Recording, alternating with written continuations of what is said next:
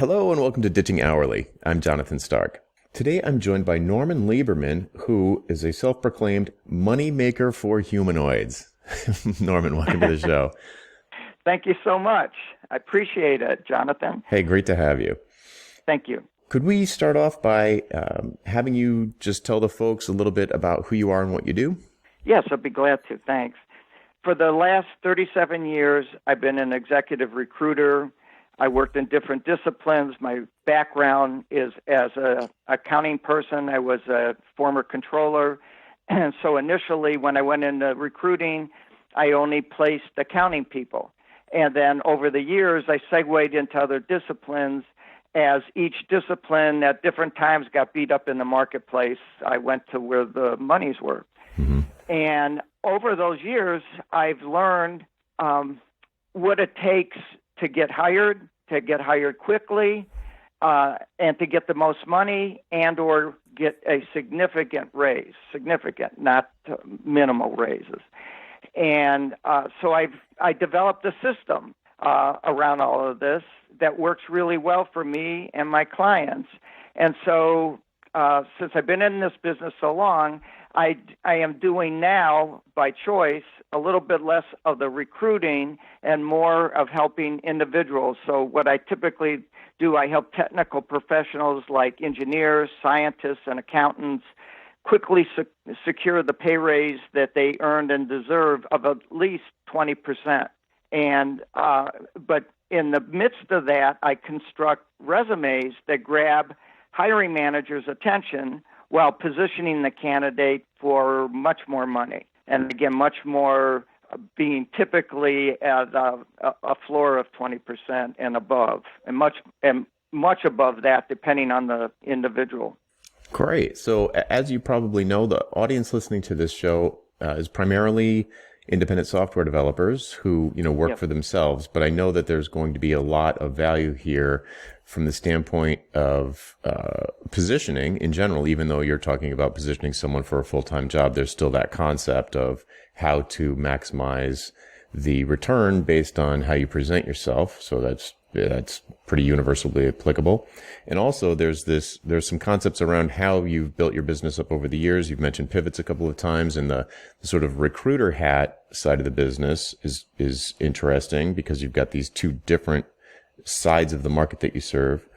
And and the difference between the way you price one versus the other. So I think all of this is very interesting from a meta layer and also from a sort of positioning and marketing layer. Yeah. All right. So could you describe, so of the two, so let's say, is it fair to call like the one side of the business recruiting and the executive recruiting, the other side executive coaching or sort of job applicant coaching? Yes. All of those. Okay. And what can you describe, I don't know if we haven't discussed this yet, but do you have sort of particular productized services or customized services that apply to each of those different things? Or do you just sort of do custom engagements all the time, or is it more defined than that? No, I really have to customize as I go. So even though generically I'm in the same business, you could say I'm either coaching people and or working with large clients, large company clients. And how do you get to those clients? How did I do this business? It might be interesting if you'd like to go there. Yeah, yes. How I even started in this. Yeah, a lot of people do want to, a lot of especially software developers want to get into that enterprise space, and it just seems like an unassailable castle wall. Like, how do you get in there? Yes, that's great. Well, I'll tell you how I got in there, and I'm not intimidated at all. So this is what helps me more than anything, is that I can handle the rejection. I don't look at it as personal rejection. I look at it that a lot of people I'm talking to have some kind of personal issue themselves, where they feel that they have to talk to me, talk down to me, swear at me. I've had everything happen to me. But this is how it started. You can tell even from my voice on right now in our conversation together. You have a much deeper, more resonant voice. So the type of voice that you have is a type that will more likely than me get attention. With my voice, even though I've learned how to use it a little bit better over the years, I have a voice that's much younger than what I actually am age-wise. So that hurt me. I'm making a thing out of this because that hurt me when I first started. Here's what happened. I got hired by an agency that only placed accounting people. They said, we have a satellite office in another area. We're going to give you a room, an office essentially, and a 2-line phone. This was 1981. A 2-line phone and a Rolodex with some businesses that didn't work out for the company and a phone book. So largely I had a phone book, essentially, and I had to call to companies, and I would call into their accounting departments because that's what I was interested in. And I would get a hold of either the accounting manager or the controller typically. And depending on their personality and how much time pressures they were under, they would be telling me to drop dead and way worse. They were swearing at me sometimes, told me to get lost, what's wrong with me, whatever. And so I learned that, hey, my approach obviously isn't working very well, and I had no training. So I just said, but hey, I think I'm halfway smart that I can figure this out. So I learned fairly quickly that I had to really take command of the conversation right from the jump. That's number one. And that doesn't mean yelling, screaming, or anything like that, but I had a sound older than my voice, more mature than my voice, because I couldn't do much about my voice. And so, at least that's how I saw it. And so I would practice. And then eventually I figured out, okay, you know what? If I have a 1-line script, no more than 2 lines, because in terms of seconds, at least for me, I found that if my intro is longer than 20 seconds, then geometrically my odds are going down fast. I'm going to get lost in the weeds here. So that person on the other call within seconds, and I'm going to say you got to try to do this in 5 to 10 seconds, be able to get their attention. If you're selling cigars and they don't smoke, I mean, there's no sense of moving on, right? So that's about how it goes.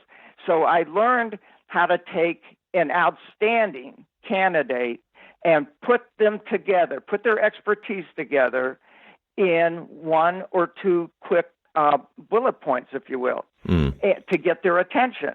But over the years, I learned to find out what their problem is in advance. So how did I do that? So I would call other people in the company, in their department or a related department, and I would get them to talk. Now, this is a whole nother, take us down a whole nother path here. Let's pause there for a second because I'm very curious about that. But could you give us and the listener a little bit of an idea of what you mean by taking command right from the jump? Can you think of an example or a kind of a procedure that you go through? You know, is it a leading question? Is it a tantalizing tidbit about the recruit, the candidate? Is there any kind of pattern to it that you could get just to give people a feel to kind of instantiate that a little bit? Okay. That one changes with each call because I'm giving them a nutshell statement of the person, because that's what I'm selling, right? I'm selling another person's services to that company. I'm not trying to get them to use my services. I'm not talking about, hey, I'm the finest recruiter in the land. I don't go to any of that stuff. Of course, I used to try to do that and fell flat. They don't care about that. They want the end result. So the end result is if I did my homework right, emphasis homework right, then I know that they have a problem with system XYZ, whatever it is. I've discovered on my own that they're having issues with XYZ. That could be their computer system. That could be that 2 people quit last week, whatever. I found out what that problem is and that I have the solution for the problem. The solution happens to be my candidate X, but nonetheless, I have the solution. So I would lead off with something like, and by the way, I wouldn't be shooting from the hip like I'm doing with you. Sure. I have it written down, I have it parsed out, and I have said it over and over out loud to myself a number of times before I'm comfortable in calling the person. Even to this day, I do the same thing. I practice it out loud. I'm listening for any pauses, any hiccups that I would have. I'm thinking of what their reaction's going to be when they tell me to drop dead. and I have to be planned for every contingency, right? So, so that's kind of what I do. But I'll give you an example of the other end, and that would, from the other side, that would be if I'm trying to recruit a candidate, because other companies hire me, they pay me thousands of dollars. I work on retainer, on a partial retainer. So they pay me thousands of dollars to go out and find the right person that they're having a hard time securing for themselves. So when I get a potential candidate on the phone that I think I want to recruit, then I would be saying this to them once I found their, and I know how to find their extension number and get them on the phone. So they say hello, and oftentimes, they say it in a gruff way, hello, they're half asleep or whatever. They don't want to talk to people on the phone. No. So especially if they couldn't identify who the call is, it's not from a friend or something. Yeah, so, everybody listening has had the experience of being spammed endlessly by recruiters looking to place them at some startup in Silicon Valley. So we're definitely understanding you. Right. So how do you get past that? Okay, you get past that by hitting them a little differently from what everyone else has said, and it would be something like what I'm going to share right now. So they say hello, and I say, would you be open, or Joe, whatever his name is, Joe, would you be open to exploring and discussing a career opportunity if it was clearly superior, if I can demonstrate to you that it's clearly superior to your current situation? And I shut up. That's one line, one question. If he says, hell no, you're a nutcase, drop dead, hey, I'm done. There's a million other people I can go to. Plus, I can call that same kid back a week from now and call him. He won't remember me. Yeah. One thing that is critical to what you just said that I want to emphasize is the "and I shut up" part. Yeah, I shut up. I say nothing. Not even when there's dead silence, because this is critical. And often, more than 50% of the time, there's dead silence. And I don't, pace it off how long, but it depends. Say 10 seconds, 15 seconds, where they're thinking, wow, here's what's going through their head. This is different. Wow, what the hell? He's got something that's superior. I mean, he said nothing. I didn't tell him what it was. I told him nothing about the job except it's superior to what would they be interested in hearing about. So depending on the person I'm talking to, he or she is going to say, well, I've got 1 minute. They'll say something like that. I have 1 minute. Tell me what you got. Yeah, they want me to summarize 10,000 word document into 30 seconds. Well, okay. So one thing I want to call out here is that, because I know probably people are listening to this and thinking, oh, well, I'm never going to do cold calls. So this doesn't apply to me. But here's how it does apply. You do talk to clients. Perhaps you sort of sit around and hope for them to show up and email you and jump on a phone call with you. And the dead silence piece is critical in at least many situations, but the one that comes up the most is when people finally get you on the phone and they say, oh, great, this sounds good. I think it's a good fit. And then at the end, what do they say? What's your hourly rate? And since my advice to people is to just say, oh, I don't have an hourly rate. And then wait and stare into the void of the dead silence that opens up, which will feel like 10 minutes, but it's probably more like 5 seconds. But just do not say anything. And eventually their brain is turning, it's clicking. You've introduced a new stimulus to their world. This is not something they've encountered before. And they have no choice but to say, well, how do you price your work? And then you already know what to say. You say, oh, well, I'll give you a fixed price so you know in advance how much it's going to be. Will that be all right? Well, you segued into pricing at the bequest of the firm, whoever you talk to, the boss. You let him do it on his or her terms instead of your terms. So I never, ever would have answered that question the way you at least the way you laid it out to me. So I would have said something like this: if they were asking me about my pricing, again, we're switching now to the client company versus a candidate. But if the company asks me right away, I know that I'm going to die right there, because pricing came up way too early in the conversation. He's focused on the wrong thing. He should be focused on his problem. I got to bring him back to the problem and say, well, so what I'm going to say is, I'd be glad to answer that. But before I do, I need to understand the issues at hand here. What are we dealing with? So then I go right in to start asking immediately. Don't give them a second pause. To go right into sounding smart by asking smart questions about the job. So my understanding is you have an opening for such and such, or you're having difficulty with such and such. How long have you been looking for this engineer? And he says, well, for 6 months. And say 6 months, that's a long time. What's been holding you back from finding the right person?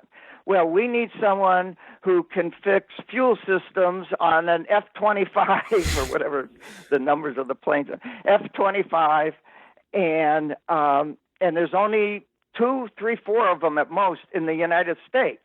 And so I went on into delving into that, essentially as a job description. I'm asking him about what the problem that they're having and what have they done to solve it. And so then they'll say, well, we had 35 agencies that we're looking at. We saw 200 resumes and nobody fit. So who was the closest person that fit? Was there anyone that was reasonably close? Yeah, we'd like this one guy from Maryland who blank. And so I'm gaining information. I'm garnering information from this person. I'm building a rapport as I'm going along. And I'm not just one of the other schmoes that are calling right behind me or right before me. They're seeing that I'm not operating like everyone else used to, or that he's accustomed to, rather. So that's how I do it. I keep onion peeling that back till essentially I really got to the heart and soul and the meat of the matter, and that is going to bond me to him. And then I'm asking him a little bit more personal questions too. Well, I'm curious, and I go by his voice inflection. But I'm curious, Joe, how long have you been with how long have you been here? And he says, yeah, I've been here 18 years, and it's a long time. Well, you sound a little tired. You're worn out. Whatever. I'm pulling a relationship together out of thin air. I'm making a relationship happen. And it's not too far removed if you have the gift of gab and you went to a party and you run into someone you never met before and you engage them. Sometimes people give you 30 seconds and they're off to the next person, but other times if you're good, you start pulling them in. You say, so what kind of work do you do? How long have you known the host of this party? Oh, you guys went to school together. What school was that? And you can keep going. They're all, if you notice, they're all open-ended questions, to get the person talking. Sure. And that's how I pull people into a relationship. If you're talking price before you have a relationship, you're shooting yourself in the foot, and the odds are high that you're going to fold, that you're going to go down fast. They're going to slam the phone on you. And by the way, speaking of slamming the phone, I've had it more than a few times, many times, where they told me in 4-letter words to, where to go and drop dead, and way worse than that on the phone, and slam the phone down on me. And guess what? Just a short time later, I was working with that same firm. And the reason is when somebody went crazy on me and went ballistic, I would call another high manager in that company and do business with them, and or I've called that same gruff manager who was tough with me, 1 or 2 weeks later, he has he doesn't remember the conversation with me at all. Mm-hmm. He had a bad day or whatever. He doesn't remember, doesn't care. And so I start over. Mm-hmm. And I still can do business with him. I just caught him on a better day. So if there's any takeaway from this, it's that never, ever, ever give up. There's always another way. That really has saved me a lot. Yeah. Okay. So let me jump in there because I know people listening are getting hives because the generally the type of folks who are not as outgoing, don't have the gift of gab. And mm-hmm. I want to kind of align with what I agree with everything you're saying. I know that the audience probably does not believe that they have the personality to pull that off. So I want to sort of map it to things that I talk about on a regular basis. Like, okay. So I agree you can't start talking price right out of the gate. That's a complete disaster. You do need to deflect them off of the hourly thing, because if they have some sort of requirement they have to get an hourly quote and you're not an hourly estimate and you just don't do that, then you might as well hang up once you determine that. So I have people, when people are asked like, what's your hourly rate? The deflection is, oh, well, I don't price my work like that. I don't have an hourly rate. Will that be all right? And they can move past that and get right to the why conversation, which is the other thing I talk about. And it's essentially what you described. Not so much, it does create a relationship. It's a little bit less personal. It's a little bit more, there's certainly no reason not to do that sort of relationship creation out of thin air if you're good at that or if you're comfortable doing that. But at the very least, you need to turn the conversation around to, why this project? Why do this now? How urgent is it? Why use someone like me to do something like this when there are many other ways you could do it more cheaply? And just deflect it back to what is the problem we're trying to solve here? What is the desired outcome? But if we could turn the conversation into something you've alluded to a couple times now, as you're describing some of these phone calls, it's clear that you've got basically some inside information. How do you do your homework in advance? How do you get that information? Inside information on the company? Yeah, like so you know that they have some problem already, so you can kind of come in there with your ducks in a row. Okay, because I go to ancillary, secondary, tertiary people in the company, and or people who used to be in the company and are now outside the company, but they haven't been away that long, so they're still in touch with old people at the company that they know. So those are the ways. So I can get to people who used to work there or people down the hall, or it's amazing what people will give up if they feel comfortable with you. Mm-hmm.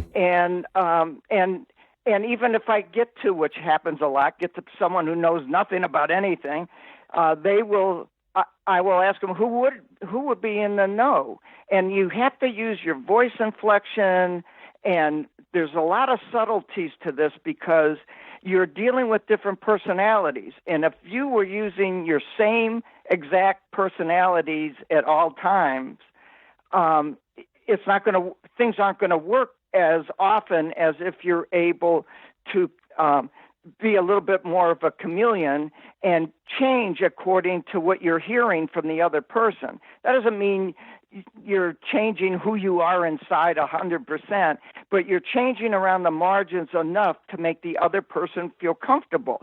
So just to give you a crazy example, again, you're at a party and someone that you talk to is nervous as heck. You just met them and they're talking real fast like this because in part they're nervous and you can tell their eyes are darting around. They're not giving you full attention. So I would talk to them somewhat differently than if I got a hold of some genius scientist who, wants to dominate my time, for example. Mm-hmm. So yeah, everyone does this. I think some people feel when we talk about things like this, it feels inauthentic to people. But think about it, dear listener. You do this all the time. If when you're talking to your spouse versus your boss versus your clients versus your kids Correct. Teacher versus the soccer coach versus your martial arts instructor, you do this all the time. And, Yes. and like a great example is just like a real clear, great example is like some people you don't swear in front of, some people you do. Correct. That's a great example. Are you a different person all of a sudden? No, it's a different situation. You're just being appropriate in the situation and being helpful to the other person to have this, a conversation is a collaborative exercise, and it's cooperation. So it's normal. And you want them to be comfortable with you. Right. Right? Right. It's not about being fake. It's about being appropriate and making them feel comfortable and sort of fostering the communication. So don't reject the notion out of hand, please. Well said. I agree wholeheartedly. Absolutely. This is a very tactical question, but it is not obvious to me how you would, in this day and age, how do you find the contact information for someone who's down the hall from your ideal buyer? Is it just LinkedIn or calling the front desk or? Okay, so that is a subject that if you asked me that same topic and said, how much time would we need to discuss this? I would say 8 hours. Wow. Because at least, here's the short version. I've learned over the years. Remember, I started in 81. That's when you had, a push button phone, had 2 or 3 lines, 4 lines on the phone. And it was much easier to penetrate, to get numbers. They had normal places had a receptionist, a human of some type. So things have changed. I don't have to tell you how they've changed, but it's markedly changed over the years. But having started the old-fashioned way, I know how to elicit the help of the receptionist. Sometimes they're helpful, sometimes not. For the most part, they're gatekeepers. Right. But I just know so many, hundreds of tricks, because there's many, many, many, many different types of phone systems, many types. Some of them have 7-digit, if you can believe it, 7-digit extensions some companies have. And so their whole reason is they don't want you to get through. They don't want you to be able to pay. Now, it's always funny to me that those same companies have a sales department, and they want their salespeople to get through to other companies, but that's another story. Yeah, do as I say, not as I do. Yeah, that's correct. Absolutely. So I know how to call someone in engineering if I need someone in marketing. So I will go circuitous routes to get to the person that I want and to find information. And you can tell in a nanosecond or two, or I can after all these years, if I've got someone who's going to be cooperative or not. Are they going to hang up in 3 seconds? I'm so sensitive to it. I've heard, I can't even tell you how many thousands of, hang-ups on me and calls where I was given BS and all that. So there's only about a dozen personality types out there, even though we would say everyone's different. But on the phone, there's only about a dozen kind of personalities with a few subgroups under that. So it isn't that many. So as soon as I hear the voice inflection, the way that they answer the phone. Now, some people are real gruff in order to give you an impression that they're tough and to hold you back, to keep you back. That's why they do it, to be tough. But once you penetrate that, you're good to go. They're regular. They let that guard down. Mm-hmm. And so it's not something like I could train somebody. That takes a lot of time on the phone getting hung up on. Right. And I don't know if that really answers your question, but it does. I mean, basically the answer is that it's really hard and it takes a lot of time in the trenches to do it. And that's fine because almost nobody listening is going to pick up the phone and call someone. It's just not something that we do. The software developers listening are used to being the pursued, not the pursuer. So, that's right. So, but that's great information. And for folks who are in a trough, the feast-famine cycle, you're in the trough, the famine cycle. Yep. Calling people does work. I mean, I know you won't do it unless you're desperate or if, that sort of thing, but it can work. Even if you're just beating your head against the wall and doing it wrong for the first, week or so, you'll start to get a little bit better. You'll start to kick up some dust. But let's shift gears a little bit to pricing and how you price the two sides of your business. And because you said right away, if somebody's talking about price too early, you're dead on the field. But if let's say you are able to turn the conversation around, you're focusing on their problem.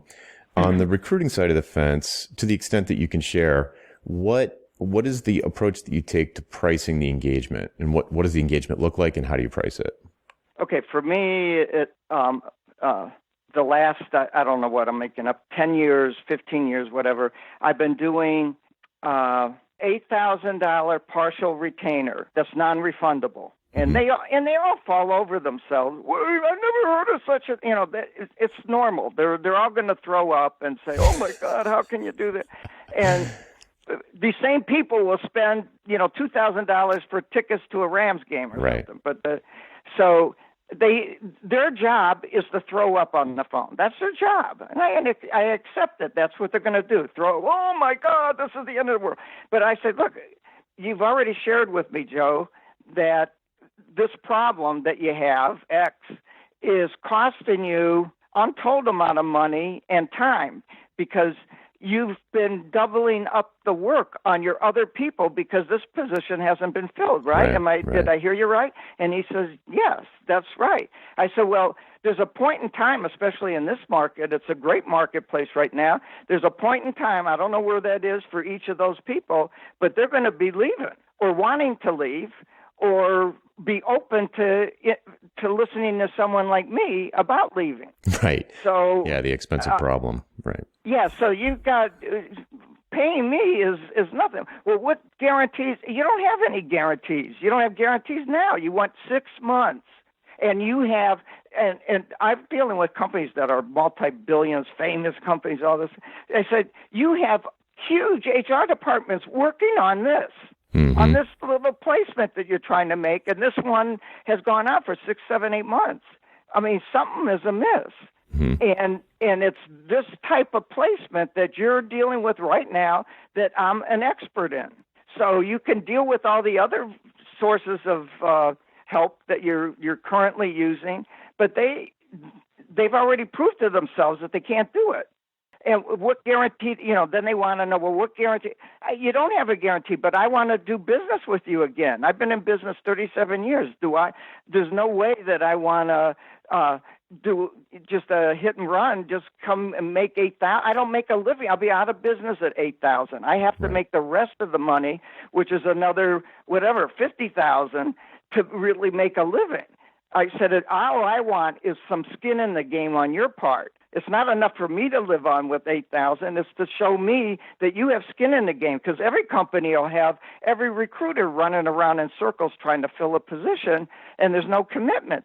Okay, so for folks who aren't familiar with the way the whole your business works from a pricing standpoint, it sounds like what you're saying is that there's a sort of retainer which entitles them to something from you that I'll get to in a second, and then if you make a placement, there's a big commission.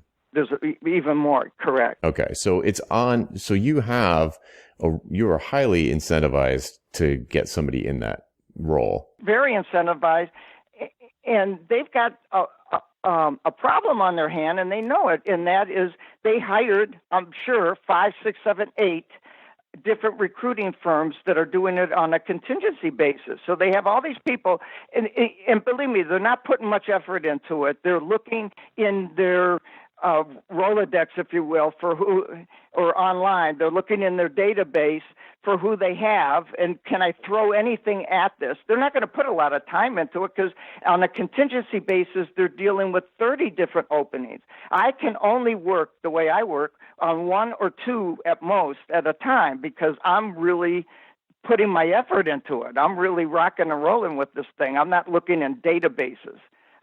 You have something unique that's not going to be in my database. I have to go find that one out of a 10,000 person. Okay, so for the $8,000 retainer, is there any kind of time component? Is it 6 months? Is it a month? Does it recur? Is there anything to it like that, or at what point do you give up? Yeah, that's a good question. I can tell you from experience that they do get ticked off when you're giving up. Although that's rare, I'm not perfect. And there's some parameters that they put into it that in most of these that preclude me from filling it, even if I find somebody. Like like I had one rather recently, and I sent them someone that they loved. They brought in everyone. They brought the president of the company back to meet this person. And because the company wouldn't compromise and say this lady wanted some different duties, like 10%, 15% of the time she wanted these other duties that weren't in the scheduled block of duties that this company had slotted for this position. So she said, hey, if I can also do this at the company, then I'm a go. And they loved her, but they said no because they weren't flexible. And they also knew that these people were less than a dime a dozen. You cannot find these people. They were looking for God knows how long, and yet they got boneheaded and said no to her. So consequently, I never came up with someone better than her. And that's often the case because they're looking for a needle in the haystack. I find the needle in the haystack, and then the company has some goofy thing. And they'll never, ever, ever blame themselves. Sure. So it's got to be me. Right. And meanwhile, you're out, the 50 grand. So it's, yeah, that's a tough situation. But like you said, it's sort of like as long as it's few and far between, then you can stay in business. If that started to become an issue, because I talk about guarantees all the time with software developers, and it's the same kind of thing. They kind of freak out about it. And, I'm not saying you, Norman, should do this, but certainly software developers can consider setting themselves apart, differentiating themselves from their competitors, and also commanding higher fees than they ever previously thought imaginable by offering some sort of guarantee. Maybe it's not a, this system that we're going to build from you is going to land you Home Depot as a client. You can't guarantee, it'd be comical to guarantee something like that, but you can certainly guarantee certain things like, a year-long bug-free guarantee or, a handoff guarantee where the internal team is trained to, sufficiently to handle the system on their own and maintain the system on their own after 6 months, or a professionalism guarantee. There are all these different things you can attach the word guarantee to that are probably in the software development world are probably things that you would do anyway. This sort of like implicit guarantees because you just have a certain degree of professionalism that you would not go beneath and would be embarrassed if you did go beneath, and would probably offer somebody some, full or partial refund if you did screw up that bad. So a lot of times when guarantees come up, what I say to people is like, look, think about what you already implicitly guarantee and make it explicit at the beginning, and it will have the effect of differentiating you and increasing your fees if you are willing to stand behind it.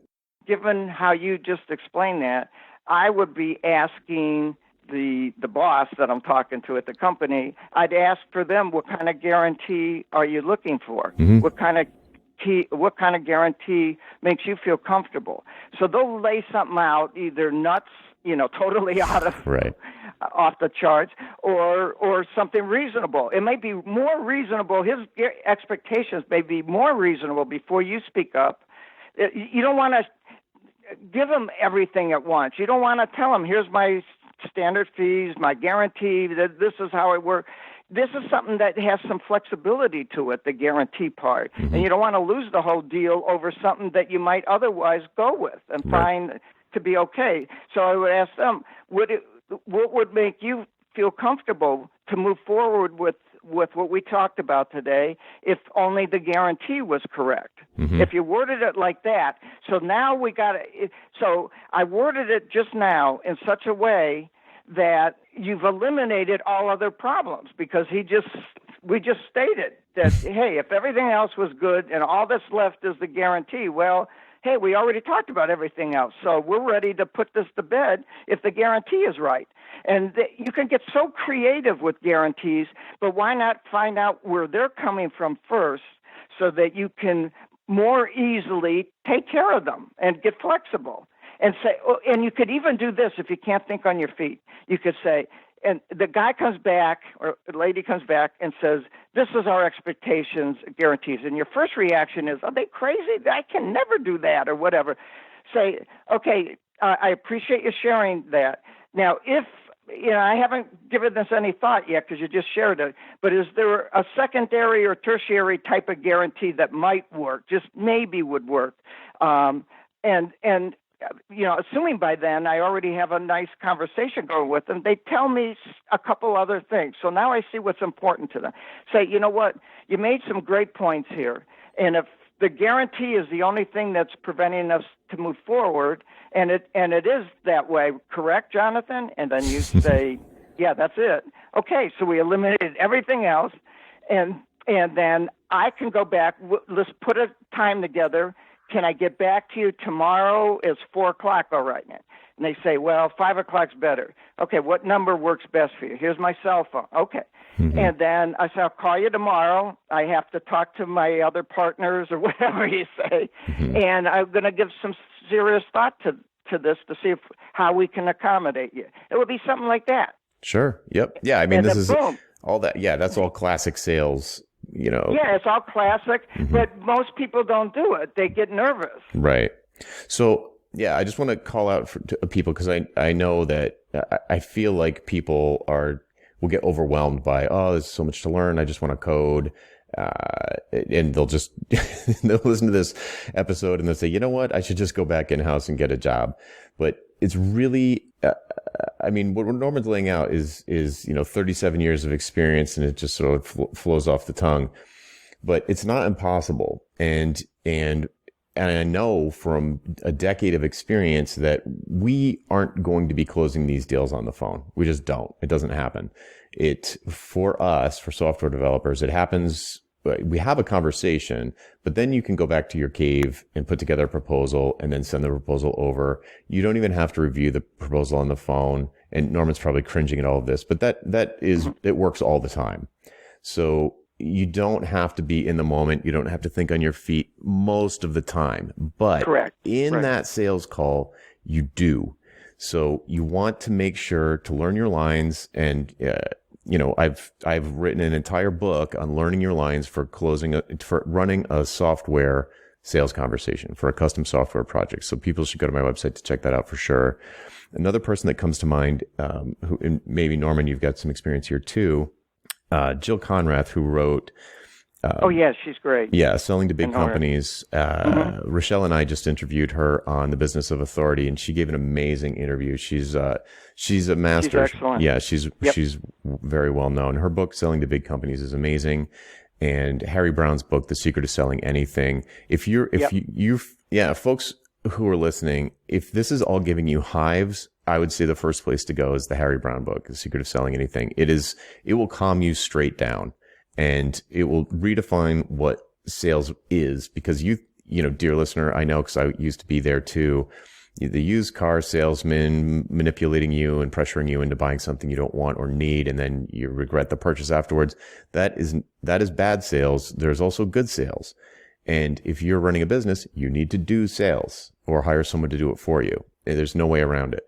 So, and what I have told software developers, because I used to place them, is that I would tell them that everyone, I don't care who you are, you say, because they would tell you, Norm, I'm not a salesperson. I don't like sales, whatever. Right. So everyone is in sales. Mm-hmm. Everybody, there's been articles printed on this subject. Everyone is in sales. Say, you don't think that you're selling or using some kind of sales strategy when you talk to your kids and you want the kids to do X instead of Y, and or you want to do something with your wife. She wants to go to the movies, but you rather watch TV.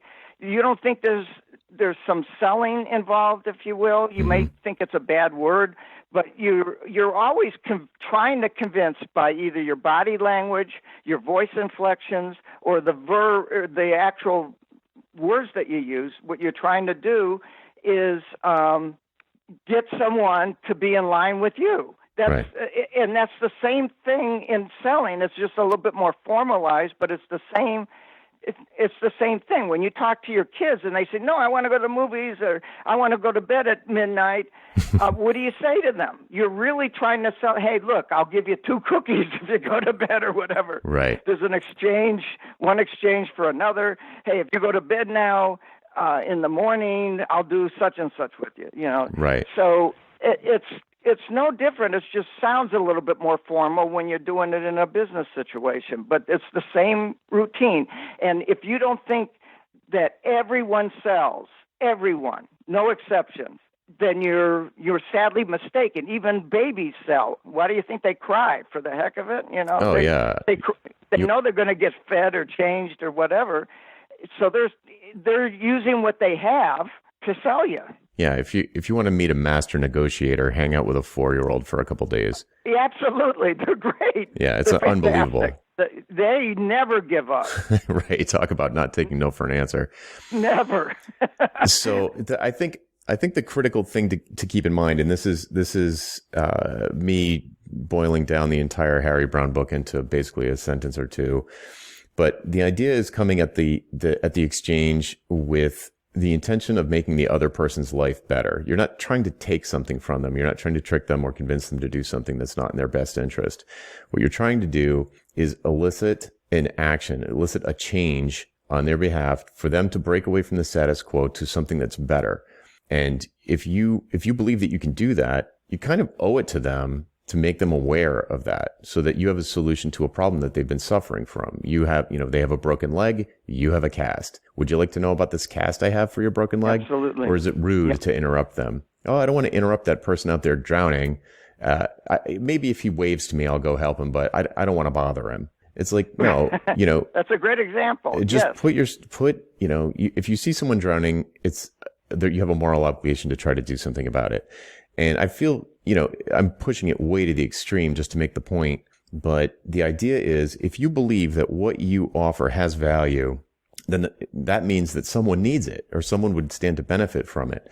So you kind of owe it to them to make them aware of it and make it clear that they understand what they're giving up if they don't take advantage of it. And once you get to that point, if you feel like they understand and they still are saying no, okay, fine. I mean, I'm not a never take no for an answer type of person either. I'm not a hard seller at all. But if you come at the interaction thinking of it as a mutually beneficial, mutually profitable exchange, they probably are giving you money. It could be something else, but they're probably giving you money. Mm-hmm. But they want what you have more than they wanted the money, because the money's sitting there in their account doing nothing. How are they going to invest this in a way that's going to give them a positive return? So ideally, both parties will profit from the exchange. Even though you're getting the money and they now don't have the money, they're still profiting. Now, a lot of people don't recognize that. Yeah, and to add to that, I think a lot of solo practitioners, especially people who are very technically oriented and just want to go out and do it on their own so they can bill higher and all that, and keep the billing, the differential, is that you're a business of one. You're a business of one. Emphasis on business. Yeah, 100%. and so you are a business. Even though you don't want to think of yourself as a business, you want to think of yourself as just Joe, who used to do coding and wants to do it for a living on his own, basically to be a business of one, mm-hmm. without any bringing any business acumen to the table. Right. You just want to call yourself, hey, now I'm a coder on my own, and I don't want to deal with anything that has to do with business, but you elected to go into business. You're not just a coder, you're a coder in a business. And if you just think that you're rolling over from doing the exact same thing at work so you can get 50% more down the street by just saying, now I'm Joe Smith, and I'll just bill you under my name, Joe Smith, you're leaving a lot of money on the table. Yeah, I couldn't agree more. You're definitely preaching to the choir here. Even though you're like, oh, quit your job, now I'm a freelancer. Well, you're a business person now. And yes. Now you've got twice as many duties as you had when you were under somebody else's employment. And the sad state of affairs that a lot of people are experiencing is due to the fact that they're not doing that other half of the work. So, That's right. Yeah, so you have to recognize that your employer was doing something for the value that they were capturing on top of your hours, or however the arrangement was. Yeah, and now you once you said I'm a business, you've assumed those duties, but you're saying, hey, I'm not going to do those duties, even though that comes with the title. Mm-hmm. Right. It's like, I want to be a janitor on my own, but I don't want to clean bathrooms. I mean, well, Yeah. okay. All right. Well, I know we could go on all day, so why don't No, we? I love that topic. I love it. Yeah. Let's leave it there though for this time around. Maybe come back again. So that was really fun. So where can people find out more about you online? Okay. Now, you probably can tell I'm not a big online person, so I don't have anything fancy here. But my site is that's YOUR, first spelled out FIRST, priority.com. Norman, my email is norman@yourfirstpriority.com. The name of my company is First Priority Services, but I couldn't get that domain name, so I was forced to put YOUR in front of it. Yeah, the state of affairs.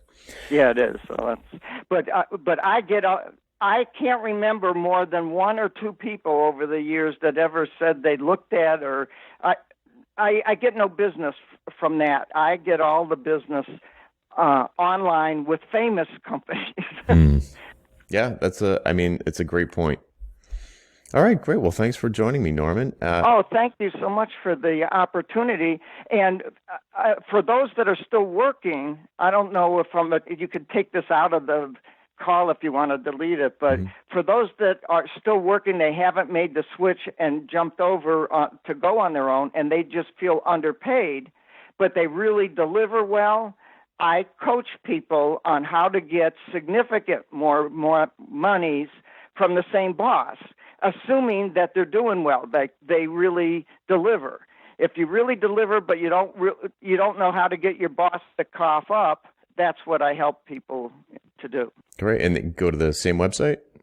But basically, I would just send me an email at that email address I got. Yeah, I'd rather just go that way. You already met me here on this phone call, so you know me to some degree. Right. Write me, and I'll do a free assessment for any of your people of their resume and their packaging of how they're going about to sell themselves for more money. So whatever they've got going here, or at least from a 10,000-foot level, I can take a look at it and see what they're missing. And I can tell you on this call, if you'd like me to, in 1 minute, to tell you what most people are missing. Yeah, go ahead. We can wrap it on that. Okay. So the mistake that they make, the biggest mistake, is that they don't know how to couch their experience or state their experience in such a way that employers or potential employers or their current employer, for that matter, will really, really appreciate. So they talk in terms of processes and procedures, and they don't talk in terms of results. And what really gets companies' attention are results, which I can share a lot with you, but there's a language in business. In fact, I'll ask you, Jonathan, what's the language of business? I don't know. The language of business is numbers. No numbers, there's no business. Any business. No numbers, hey, I don't track numbers, I just sell, whatever. They're not going to last long. So the language of business is numbers, and the language of engineers, and I'm talking about, the regular engineers that work at companies. Yeah, like not an aeronautical necessarily engineer. in the computer, yeah. The language of engineering are numbers. So I deal with a lot of engineers, and they create documents like resumes that speak nothing about numbers. They talk about processes. They talk about duties. They talk. This is both. They speak verbally and on paper about processes. Yeah, responsibilities and things like that. And they do not talk about problems and results in a measurable way. And that's what it's all about. You need to be talking about, I reduced costs 30%, I reduced delivery errors by 15%, whatever. And I could go on, but most people, just to give you a quick example here. Sure. Here's how most people talk. Doesn't matter what this person does for a living. Weekly control meetings, including documenting and following up on action items based on the outcomes from the meetings. tells me zero, and that kind of statement will not lead to more money. That leads to eyes glazed over. Here, give you one more that is a poor statement. Managing product quality evaluations to ensure contract technical specification compliance prior to delivery. That's off of people's resumes. And when you use the preposition to, I think is a preposition, you're saying that's going to happen in the future instead of that you have done that. So the whole wording is wrong, and there's no measurement of your success. So how can I distinguish you from 1,000 other people with the same title? But if a great candidate came in and said, hey, look, I reduced manufacturing costs by 30%, which saved the company over $44,500,000 last year alone. That's a person, assuming, I'm in manufacturing, whatever, that I want to talk to. Yeah. Yeah. I mean, and I'm sure this sounds familiar to the dear listener because I'm constantly beating the drum on proposals or case studies or testimonials. All of your marketing materials, all of your sales materials, you should be focused on business outcomes, measuring, measurable business outcomes. They don't have to be, absolutely. They don't have to be tangible. But they definitely need to be measured. And the more tangible they are, the better. The closer they are to the dollars, the better. So my experience is that they don't know how to do that. Yes. And I understand that because I've helped hundreds and hundreds of people with this, is that they can't. In fact, I have trouble looking at myself. It's always hard to look at oneself. Like a doctor doesn't, examine himself. He has to see a doctor. Right. Because he's not impartial. And so the hardest part is being able to convert what you do into something measurable, and people have a hard time with that, and I am an absolute pro at that. Excellent. Plus you need, plus one more thing that will help your people. You can knock it out if you don't want to use it. Sure. But I have so many things, I get excited. That you want to have a branding statement. Now, most people haven't heard of that, except, sure, everyone heard the term brand, but and as far as I know, I made it up myself, but who knows, maybe it's been around forever. But a branding statement, in a nutshell, tells people the ultimate deliverable of what you bring to the table, the ultimate deliverable. And so when I create these with people, it changes their life. And so I'm going to give you a branding statement. Of course, this has nothing to do with computers, but you get the idea. And this is one that I created with someone. And here's, this would be the lead off of your resume, like the title of a book, right? It's at the top. So it says, master at closing the gap between quality and technical issues while saving millions of dollars in the process. So here's a person just summarized in a phrase, literally, that they save millions of dollars. We're only paying you $150,000 or whatever. I mean, so right there, right at the very beginning, I got a profit with this person if this really amounts to anything when I call them in. Right. Yeah. As long as it's a credible claim, then it's a no-brainer. Yeah, but you're going to have to vet them for that. It's amazing to see the parallel between two things that seem so different. One would be, marketing your independent software business or selling your independent software services versus getting a raise or getting a better in-house job. It's the same concept. I talk about the laser focused positioning statement. It's the same concept. If there's any changes, it's marginal around the edges. Right. But yes, it's the same thing. You're coming at it different directions, and it's all about the client. It's 100%. You got to tell all your listeners. It's 100%, not 99%, 100% about them.